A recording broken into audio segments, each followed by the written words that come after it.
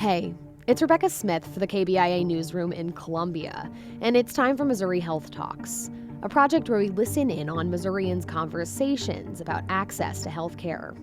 This week we hear from Carlos Wade. He's an inmate at the Southeast Missouri Correctional Center in the Bootheel who we spoke with back in July. Carlos recently updated me on how things are going inside prison, 10 months into the pandemic, and after another round of cases at the facility.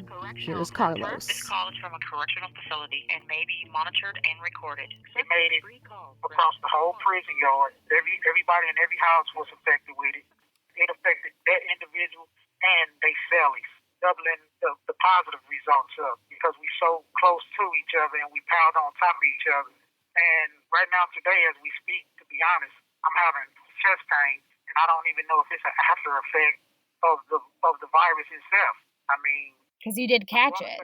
Yes, yeah, I did catch it, and they say those are some of the symptoms: chest pains, headaches, muscle cramps, and things of that nature. But I don't really know, and I'm not a person that never really dealt with chest pains. And I do know when I was 15 or 14, I think I had walking pneumonia, and it kind of feels like that. So I'm probably going to get with the nursing staff and have them do some type of assessment on me to see exactly what's going on. How long ago did you test positive, Carlos? I went over there October the 21st, and they tested me, doggone it, I think it was November the 3rd, and then they came, the positive result came back on the 7th of November. October the 21st, that's when they isolated me. And I stayed over there for like 2 more weeks after my positive result. Then they came to my door and said, CDC said, after the virus ran through your system for 14 days, it shouldn't be strong enough for you to pass it. So they just started letting us all back out of isolation. Now we are all back out of isolation again, just walking around again. Are people taking it seriously? I mean, I know you have been, but honestly, it's a small percent if it is. I mean, because we so closed in, close confinement to the point there's really no social distance for real. I'm talking about we literally like 2 or 3 steps away from each other, if that. And some have masks on, some don't. What did you hear from other guys? What kind of care were they provided when they were sick, if they were experiencing symptoms? Oh, wow. I mean, temperature check, isolation, quarantine for 14 days. I've seen some guys that was literally looked like they was trying to, like they wasn't going to make it to the next day. I'm talking about they was in really, really bad shape.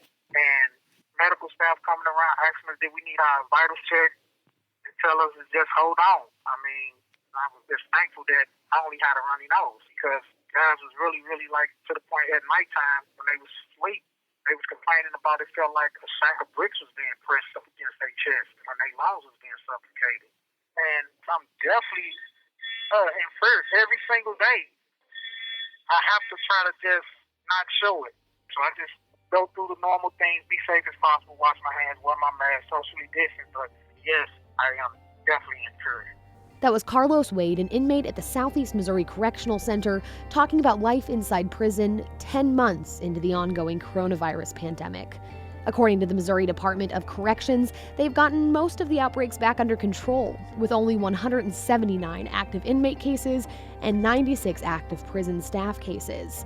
Since the beginning of the pandemic, 39 inmates and 5 staff have died of the disease. That's it for this week's Missouri Health Talks. Tune in next week for more conversations from throughout the state about health and access. I'm Rebecca Smith. Thanks for listening.